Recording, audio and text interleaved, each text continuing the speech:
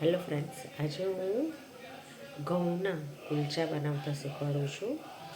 બહુ ઇઝી છે, આપણે બનાવીને જોઈએ. સૌથી પહેલાં ભાખરીનો સોફ્ટ લોટ બાંધી દેવાનો. ત્યાર પછી આવી રીતે આ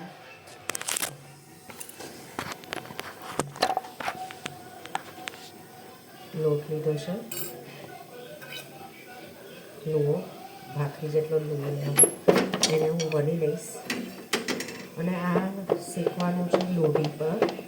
લોઢી એટલે આપણે જેની પર રોટલી કરતા હોઈએ એ લોઢી પર સરસ ગોળ વણી લઈએ. લંબગોળ પણ વણી શકાય છે, હું ગોળ વણું છું. અને એની જોડે કોઈ પણ પંજાબી શાક સરસ લાગે. આજે મેં મેથી મટર મલાઈનું શાક બનાવ્યું છે, એની રેસીપી હું ફરીથી શેર કરીશ.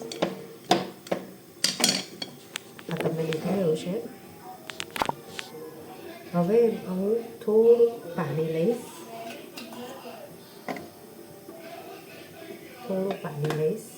એ પાણી હાથથી હું ભાખરી જે વણી છે એના પર લગાડીશ આખું. અને પછી એને હું તવા ઉપર જે બાજુ પાણી લગાવ્યું છે એ બાજુ મૂકી દઈશ. હવે એને હું થવા દઈશ. ત્યાં સુધી હું બીજી ભાખરી બનાવી લઉં છું, કુલચા.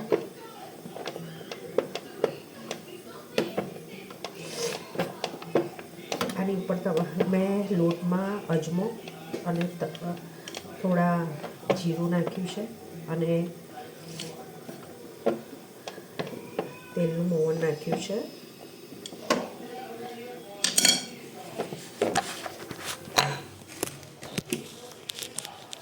હવે આપણે આને થોડા ફૂલ્લા થઈ ગયા છે, ફૂલી ગયું છે એટલે થોડા શેકાઈ ગયું છે નીચેથી. હવે એને આપણે ઊંધું કરીશું લોઢીને અને બધી બાજુથી ગોળ ગોળ ફેરવીશું. ફરાવતું રહેવાનું, નહીં તો કાળું થઈ જશે એક જગ્યાએથી. એટલે આ બધી બાજુથી શેકાઈ જશે.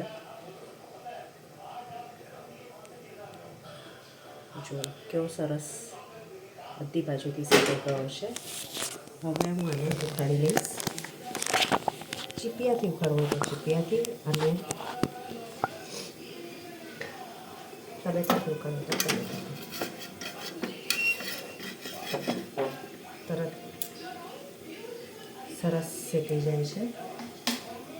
હવે હું બીજો કુલચા તરત મૂકી દઈશ.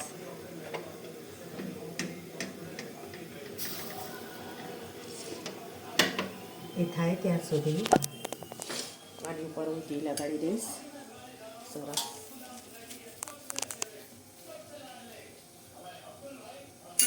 હવે હું તમને મટર મલાઈનું શાક બતાવી દઉં. સરસ